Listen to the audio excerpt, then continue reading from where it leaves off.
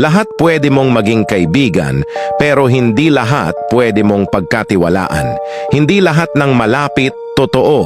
Hindi lahat ng taong laging kasama mo, kakampi mo. Hindi lahat ng tumatawa sa harap mo, masaya para sa'yo.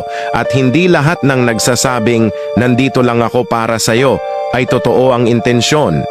Minsan, sila pa ang unang tatalikod. Sila pa ang unang maninira. Sila pa ang unang magtatapon ng pangalan mo sa putik kapag wala ka na. May mga taong marunong umarte ng malasakit, pero ang totoo'y nag-aabang lang ng kahinaan mo. Yung tipong sasabihan ka ng, kaya mo yan, pero sa likod mo, pinagdadasal na bumagsak ka. Kaya mag-ingat. Maging mapanuri, hindi mapait. Maging maingat, hindi mapanghusga.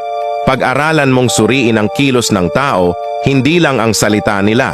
Dahil ang tunay na kaibigan, hindi kailanman magtutulak sa iyo pababa, hindi magseselos sa tagumpay mo, at higit sa lahat, hindi ka tatalikuran kapag ikaw ay mahina. Paalala, ang mundo ay puno ng mga ngiting may lihim na itak. Kaya bago mo ibigay ang buong tiwala, obserbahan mo muna. Dahil baka yung akala mong kasama mo sa laban, matagal nang nakikisawsaw sa mga kalaban. Totoong kaibigan, hindi kailangan ng madaming salita.